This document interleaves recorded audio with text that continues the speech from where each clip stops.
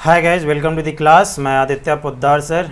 Students, हम लोग IIT series में लास्ट पार्ट में 2016 तक का क्वेश्चन सॉल्व कर लिए थे और इस पार्ट में हम दो क्वेश्चंस लेके आए हैं। ईयर 2017 में आईआईटी मेंस में जो पूछा गया था वो क्वेश्चन लेकर के आए हैं। तो चलो बिना समय बिताए ही शुरू करते हैं। प्लीज़ जो भी न्यू हो चैनल को सब्सक्राइब कर लेना और शेयर कर लेना और लाइक तो कर ही लेना। ओके, चलो एक क्वेश्चन है 2017 में जो पूछा गया था। कह रहा है लेट के बी एन इंटीजर। के जो है एक इंटीजर है, ध्यान रखना। Such that the triangle with vertices. अब याद रखना एक ट्रायंगल है जिसका ये वर्टाइसेस, तीनों वर्टाइसेस दिया हुआ है, यानी हिंदी मीडियम के बच्चे तीनों शीर्ष बिंदु दिया हुआ है।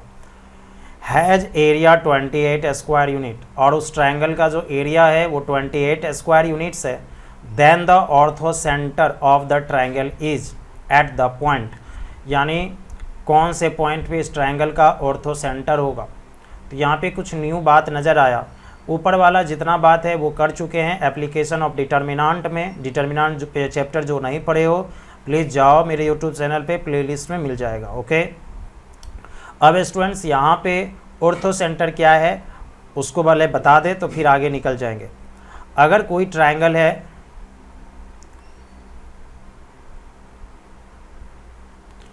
सपोज ABC नाम इसका दे देते हैं, और इससे अगर A से अगर BC पे हाइट डालते हो, suppose D, height means perpendicular, फिर B से मान लो AC पे डालते हो E, ये भी परपेंडिकुलर, और फिर C से AB पे डालते हो CF, तब जो ये तीनों पॉइंट, तीनों जो तुम्हारा एल्टीट्यूड है यानी तीनों जो हाइट है उसका जो इंटरसेक्शन पॉइंट होता है, उस पॉइंट ऑफ इंटरसेक्शन, उसी को हम लोग बोलते हैं ऑर्थो सेंटर। तो यानी इस पॉइंट को क्या बोलते हैं, ऑर्थो सेंटर। 9th क्लास में था ऑर्थो सेंटर, ठीक है। तो ऐसा नहीं सोचना कि एक न्यू वर्ड है पहले नहीं सुने, बिल्कुल सभी सुना है। तो कोई पूछेगा ऑर्थो सेंटर तो बोलना द पॉइंट ऑफ, सुनो मेरे बात को, the point of intersection of all altitudes of A triangle. एक ट्रायंगल के सारे एल्टीट्यूड का पॉइंट ऑफ इंटरसेक्शन, उसी को क्या कहते हैं, ऑर्थो सेंटर। तो चलो ऑर्थो सेंटर समझ में आ गया क्या है। चलते अब क्वेश्चन की ओर। तो कहता है कि एक ट्रायंगल है जिसका एरिया है 28 स्क्वायर यूनिट। तो पहले एक ट्रायंगल बना लेते हैं और इस ट्रायंगल का तीनों वर्टाइसेस दिया हुआ है, ठीक है। A दिया हुआ है, B भी दिया हुआ है, C भी दिया हुआ है। तो भाई ABC क्या दिया हुआ है ज़रा उसके बारे में देखते हैं। वर्टेक्स A जो है वो दिया है K, -3 के, और B दिया है 5, के, और C दिया है -K, 2। और इस ट्रायंगल का जो एरिया है ना, ये एरिया दिया है 28 स्क्वायर यूनिट। तो सबसे पहले K का वैल्यू यहाँ से निकाल सकते हो। जो बच्चे समझ रहे होंगे कि नहीं कैसे निकालेंगे, तो पहले ही बोल रहे हैं कि डिटर्मिनांट चैप्टर में ये सब क्वेश्चन सॉल्व करवा चुके हैं, प्लीज़ आप जाओ वहाँ पे वॉच करो। ओके, कोई दिक्कत नहीं होगा। तो अब K का वैल्यू कैसे निकालेंगे, तो हम बताए थे जब भी एरिया देता है क्वेश्चन वाला तो हम लोग एरिया को प्लस माइनस कंसीडर करते हैं। तो यहाँ से A = लिखेंगे +-28, यानी एरिया +-28। एरिया का फार्मूला पढ़े थे गाइज, हाफ डिटर्मिनांट, और डिटर्मिनांट में फर्स्ट कॉलम 1 1 1, और उसके बाद वर्टेक्स। तो पहला वर्टेक्स कौन है, K, -3 के, मतलब दूसरा ये इधर हो गया, फिर 5, फिर K, -K, 2, और ये इक्वल टू है कितना के, +-28 के। यहाँ तक सबको समझ में आ गया होगा। अब यहाँ पे इसको एक्सपेंड करने का ज़रूरत है। तो एक्सपेंड करने से पहले बताए थे यहाँ पे कुछ प्रॉपर्टी डिटर्मिनांट का पढ़े थे, उसका इस्तेमाल कर लो। R1 पे R1 - R2 कर लेते हैं, और R2 पे R2 - R3 कर लेते हैं, सो दैट कि डबल ज़ीरो मिल जाएगा हम लोगों को। तो अगर ऐसा करते हैं तो पहले तो ये बता देना तुम लोग, ये जो 2 है इधर डिवाइड में, इधर जाएगा क्या होगा, 28 में मल्टीप्लाई हो जाएगा, ठीक है ना। तो यहाँ लिख रहे डिटर्मिनांट 1 माइनस 1 हो गया 0, फिर 1 माइनस 1 हो गया 0, और थर्ड पे कोई काम नहीं होगा तो 1 हो गया। इधर हो जाएगा k माइनस 5, इधर हो जाएगा 5 माइनस माइनस प्लस k, और इधर माइनस k है तो वही रह जाएगा। इधर करोगे minus 3k minus k minus 4k, k minus 2, और यहाँ हो गया 2। और स्टूडेंट्स इधर 2 था, इधर लाओगे 28 इंटू 2 हो जाएगा। ओके, तो फिर यहाँ से 1 से एक्सपेंड करेंगे, तो 1 से एक्सपेंड करने के लिए सबको पता होता है कि इसके कॉलम और इसके रो को ऑफ करते हैं। तो अब अगर एक्सपेंड करने जाओगे तो लिखोगे k माइनस 2 इंटू में k माइनस 5, और इधर minus minus plus 4k into में 5 प्लस k, और इधर हो गया गाइस प्लस माइनस 56। आशा करते इतना तो सबको समझ में आ ही गया होगा।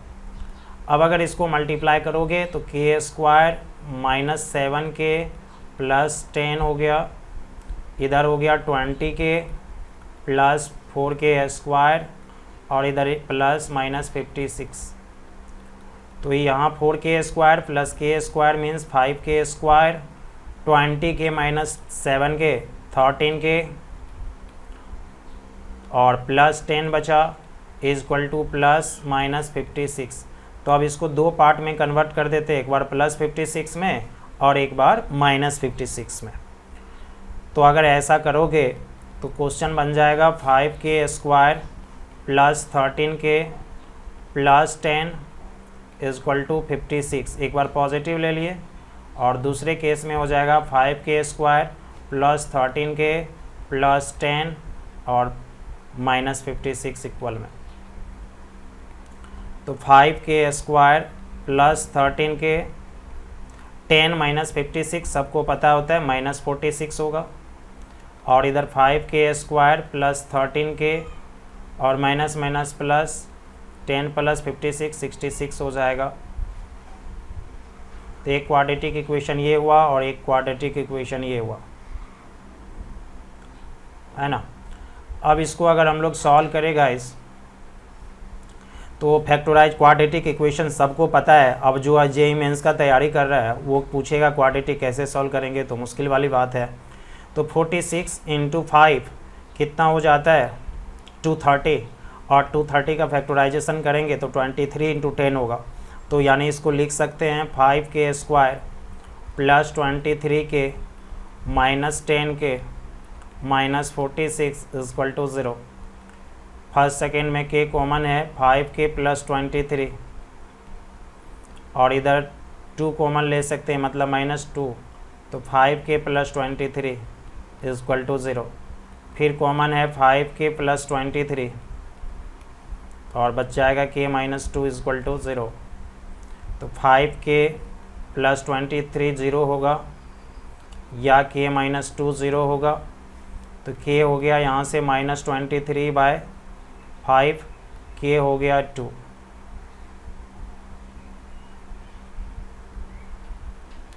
अब यहाँ पे स्टूडेंट्स k आया माइनस 23 बाय 5, हम कहेंगे नॉट पॉसिबल। अब मन में समझ में आता है कि नहीं आता है पता नहीं तुम लोग को। क्यों नॉट पॉसिबल? क्योंकि गाइस दिया हुआ था k क्या है इंटीजर, k क्या है इंटीजर, शुरू में दिया था क्वेश्चन में। चलो दिखाऊं तुम लोग को, क्वेश्चन में ही हम लोग को दिया था कि k क्या है इंटीजर है। देखो यहाँ पे सर्कल जो किए हैं सबसे पहले। ओके, k क्या था इंटीजर था, तो माइनस 23 बाई 5 इंटीजर थोड़ी होता है, तो इसीलिए उसको तो छांटना होगा ना, तो इसीलिए इसको छांट दिए, ख़त्म कर दिए। तो यानी k का वैल्यू क्या मिल गया 2। लेकिन यहीं पे काम समाप्त नहीं होता, इधर भी एक क्वाड्रेटिक इक्वेशन बाकी है। तो कहोगे सर इतना मेहनत, कोई बड़ी मेहनत नहीं है, जब एक बार बना लोगे तो कोई दिक्कत। अब बोलो 66 इंटू 5 करोगे कितना हो जाएगा 330, और 330 का फैक्टराइजेशन करोगे तो प्लस में 13k आना चाहिए, कोई भी स्टूडेंट्स नहीं होगा, ठीक है। प्लस 13 है बीच में, और 13 कोई भी दो नंबर का प्रोडक्ट तो हो जाएगा, लेकिन 330 नहीं होने वाला, ठीक है। तो इसलिए गलत हो जाएगा, यानी यहाँ पे कोई वैल्यू पॉसिबल ही नहीं होगा, आएगा ही नहीं। ओके। नहीं तो एक तुम लोग को 10th में सर पढ़ाए थे ना, यहाँ से श्रीधराचार्य रूल, k बराबर माइनस बी यानी -13 plus minus under root B square यानी 13 का स्क्वायर -4 AC बाई 2A बताया गया था ना। ज़रा देख लो यहाँ 4 × 5 कितना होगा 20 × 66 क्या होगा ज़रा बताना 1320 और यहाँ 13 का स्क्वायर 169 में मतलब 1320 निगेटिव आएगा, रूट के अंदर निगेटिव क्या होता है इमेजनरी। तो ये इतना बकवास करने की कोई ज़रूरत नहीं है, बकवास ही कहेंगे हम इसको। जब तुम जेईई मेंस में हो तो ऐसा चीज़ करना बकवास है, क्योंकि ये चीज़ तुमको पता हो जानी चाहिए थे कि यहीं पे प्रोडक्ट का सम कभी होने वाला ही नहीं 13 है ना। तो ये नॉट पॉसिबल, तो गया ख़त्म, ये भी ख़त्म हो गया क्योंकि इंटीजर नहीं था। तो फाइनली हमारे पास ऑल इन वन सिर्फ क्या बचा k = 2। तो k का वैल्यू हम लोग को मज़े से मिल गया है। अब ज़रा यहाँ पे बताना, अब ट्रायंगल को थोड़ा फ्रेश कर लेते हैं। तो ट्रायंगल को अगर फ्रेश करेंगे, ये A था, ये B था और ये C था। थोड़ा सा ध्यान देना तुम लोग, k का वैल्यू 2 आया है, ये सबको पता है। अब ज़रा बताना 2 आया है, फर्स्ट वर्टेक्स कौन है k, -3k। तो ज़रा बताओ यहाँ 2 रखोगे तो 2 इधर क्या हो जाएगा -6, तो a का हो गया 2, -6। दूसरे जगह रखोगे तो 5, 2 हो जाएगा और इधर -2, 2 हो जाएगा। तो यहाँ क्या हो जाएगा 5, 2 और यहाँ क्या हो जाएगा -2, 2। मतलब ये ट्रायंगल फाइनली हम लोगों को निकल के सामने आया। अब इस ट्रायंगल का ऑर्थो सेंटर निकालना है।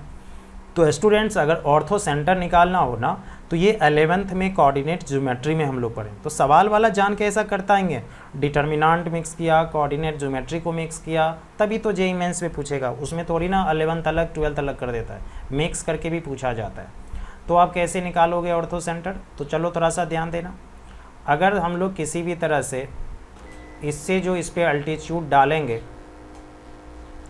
इससे जो इस पर अल्टीट्यूड डालेंगे AD, इसका इक्वेशन मिल जाए AD का, एक और कोई भी अल्टीट्यूड डाल दे B से इधर या C से इधर। सपोज हम इधर से ही डालते हैं, B से किस पे डाल देते हैं AC पे, नाम दे देते हैं E। अगर ये अल्टीट्यूड का भी इक्वेशन मिल जाए, ये दोनों अल्टीट्यूड का इक्वेशन, तो फिर ये जो पॉइंट दिख रहा है ना जिसको हम लोग ऑर्थो सेंटर बोलते हैं, ये फाइंड आउट कर लेंगे। कैसे, बाद की बात है, पहले हमको इक्वेशन चाहिए।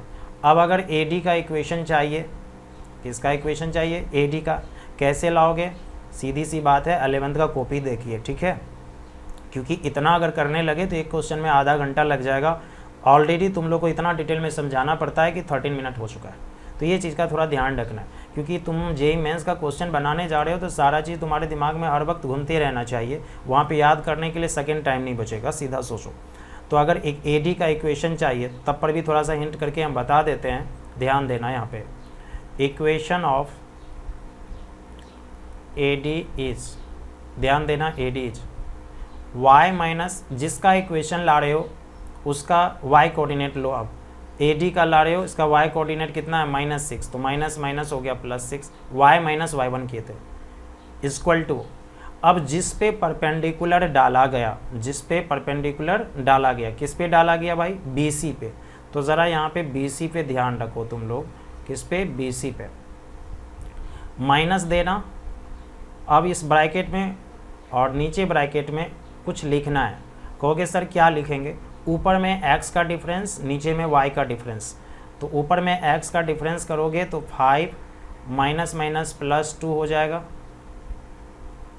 और फिर नीचे y का डिफरेंस करोगे 2 माइनस क्या हो जाएगा 2, और इनटू में x minus x1, x1 means x coordinate किसका, जिससे डाले थे A से डाले थे, तो 2। इतना तो सबको समझ में आया होगा। तो यहाँ से हो गया y + 6, और सबसे अच्छा है यहाँ पे तुरंत सॉल्व हो जाएगा 7, और 2 - 2 क्या हो जाता है 0, तो 0 आ जाएगा इधर, 0 × y + 6 इक्वल टू -7 x - 2। तो 0 इंटू समथिंग हो गया 0 इजक्वल टू -7x-2, तो -7 भी 0 की ओर चले जाएगा, ख़त्म। x-2 इम्प्लाइज किया कि x कितना मिल गया 2, तो तुमको तो यहाँ मिल गया x कितना 2 मिल गया। तो अब तुमको बहुत आसान हो गया, x मिल गया। अब क्या चाहिए तुमको, सिर्फ y चाहिए, ठीक है।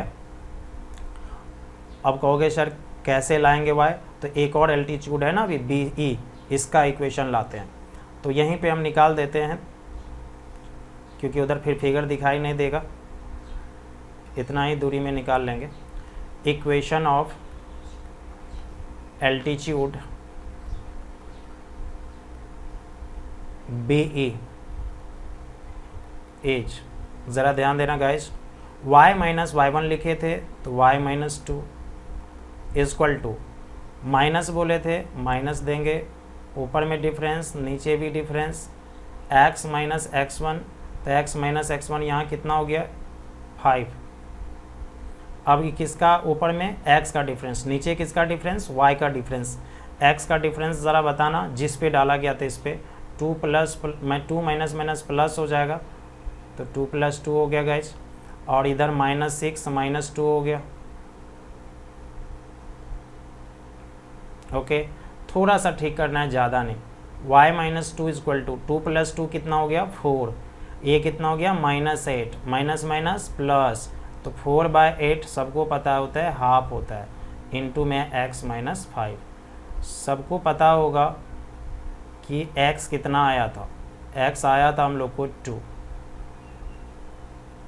तो y-2 इजक्वल टू 2 - 5 कितना होता है गाइस -3, तो इधर क्या हो गया -3/2, और -2 उधर गया +2 -3/2, दैट इज 2 2 ज़ा 4, एलसीएम लोगे हाफ, यानी y क्या मिल गया हाफ, x मिला 2, y मिला हाफ, देयरफॉर पॉइंट हो गया 2,½ चलते हैं, कोई ऑप्शन तो ज़रूर होगा, वही हमारा फाइनल आंसर होगा। तो 2,½ ज़रा चुन लो, कहाँ है D नंबर, सबसे लास्ट वाले ऑप्शन में ये था।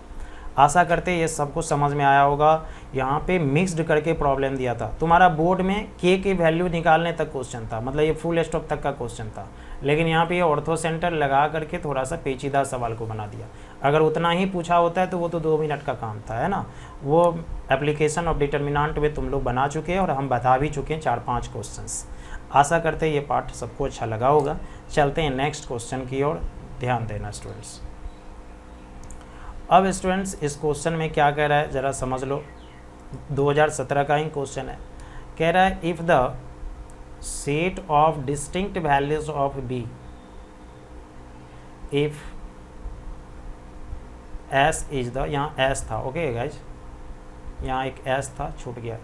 If S is the set of, S क्या है सेट है, distinct values of B, B के डिफरेंट, डिस्टिंक्ट मतलब डिफरेंट, B के डिफरेंट वैल्यू क्या जो सेट है ना वो कौन है S है।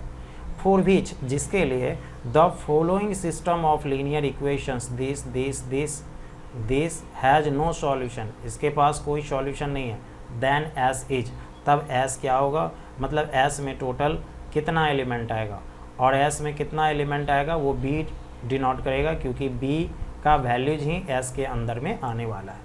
ठीक है, चलो ज़रा दिखाते हैं तुम लोग को क्या कहना चाह रहे हैं हम लोग मीन्स हम क्या कहना चाह रहे हैं उसको थोड़ा सा ध्यान देना तुम लोग, ठीक है। यहाँ तो S था ही।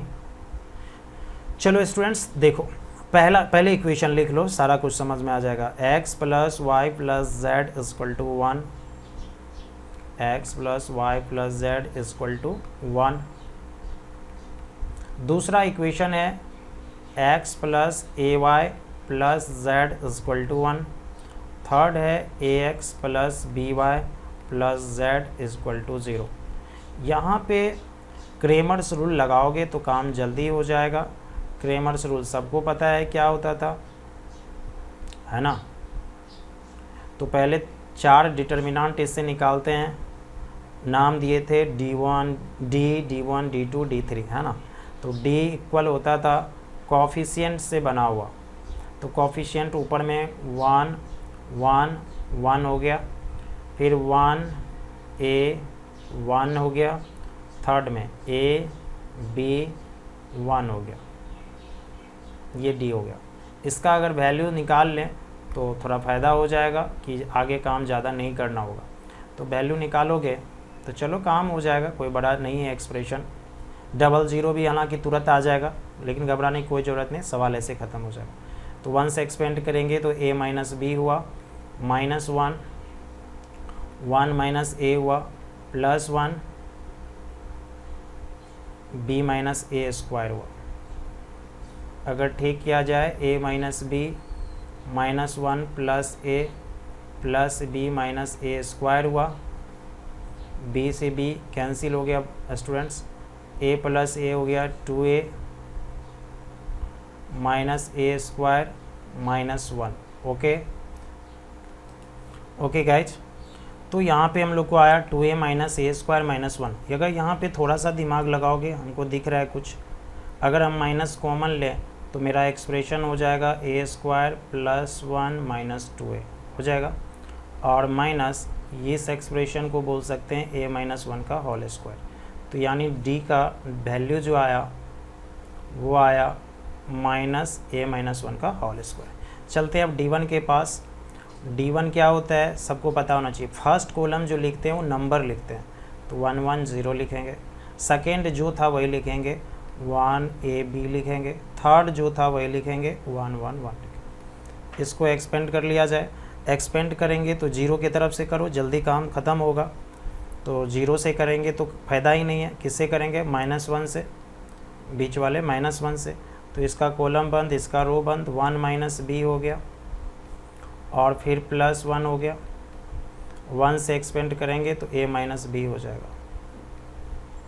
तो ये -1 plus B plus A minus B, B से B कैंसिल, ये बचा A माइनस 1। तो ये थोड़ा जल्दी में काम सिमट गया। D1 आ गया A माइनस 1, ये सबको ध्यान रखना है। अब चलते हैं D2 के पास। अब थोड़ा ज़्यादा एक्सप्रेशन, ये सब कहीं भी कर सकते हो रफ वगैरह में। D2 में क्या करोगे? फर्स्ट कॉलम जो है वही रहेगा, यानी 1 1 A रहेगा। सेकेंड कॉलम में नंबर डालोगे, मतलब लास्ट वाला पार्ट 1 1 0। थर्ड में फिर जो है वही रहेगा। तो अगर इसको एक्सपेंड करोगे A से करो, तो A से एक्सपेंड करोगे, रो कॉलम बंद, 1 माइनस 1 0 हो गया। 0 से फ़ायदा नहीं है। 1 से करोगे, इस 1 से करोगे, 1 माइनस 1 फिर क्या हो जाएगा? 0। कुछ गलती हुई क्या? D2 में सेकेंड कॉलम में नंबर, पहला कौन हो गया? 1 1 A, सेकेंड में नंबर 1 1 0, थर्ड हो गया 1 1। तो A से एक्सपेंड करेंगे अगर हम लोग, तो A का कॉलम बंद, रो बंद, 1 माइनस 1 0, राइट। 0 करेंगे, 0 इंटू 1 क्या हो जाएगा? 0।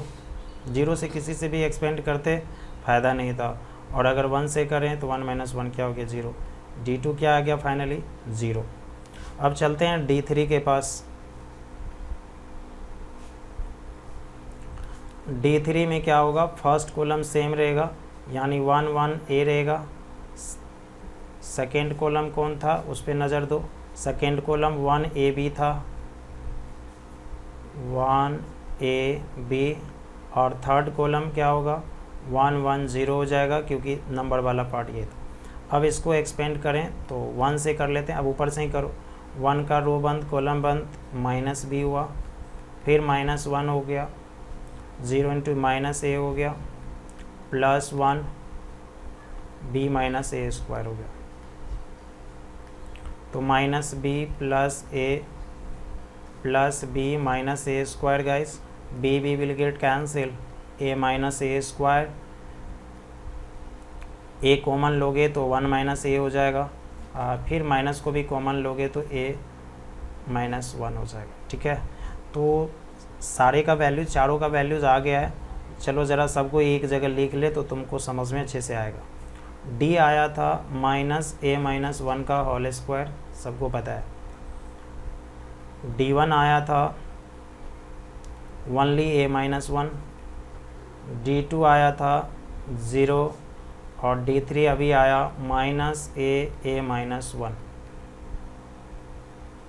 ठीक है, अब ज़रा क्वेश्चन को समझो सही से और फिर सॉल्व करने का कोशिश करो, मतलब पढ़ो सही से। कह रहा है if S is the set, यहाँ एस है, if S is the set of distinct value of B, B का डिफरेंट वैल्यूज़ का जो सेट है वो एस है, फॉर विच जिसके लिए the following system of linear equations, ये जो दिया गया इक्वेशंस है 3 ठो, हैज़ नो सॉल्यूशन।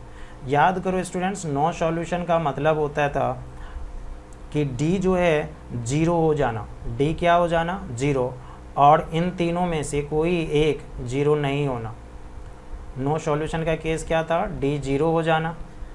तो जब डी ज़ीरो करोगे तो डी है -a-1 का होल स्क्वायर, ज़ीरो करेंगे तो यहाँ से a का वैल्यू मिल गया 1, स्क्वायर जीरो रूट जो करते हो, a हो गया 1। अब a1 के लिए सारा ये तीनों में से कोई भी पार्ट जीरो नहीं होना चाहिए। तो चलो ज़रा d1 निकाल के देखें भाई, तो 1 - 1 हो रहा है, जीरो हो गया। d2 तो बेचारा ऑलरेडी जीरो, d3 हो गया 1 रखना है, -1 × 1 - 1 जीरो, ये भी जीरो। अरे चारों जीरो आ रहा है, और जब चारों जीरो होता है तो उसको बोलते हैं इनफाइनाइट सॉल्यूशन। तो क्या कोई है जो नो सॉल्यूशन करवाए?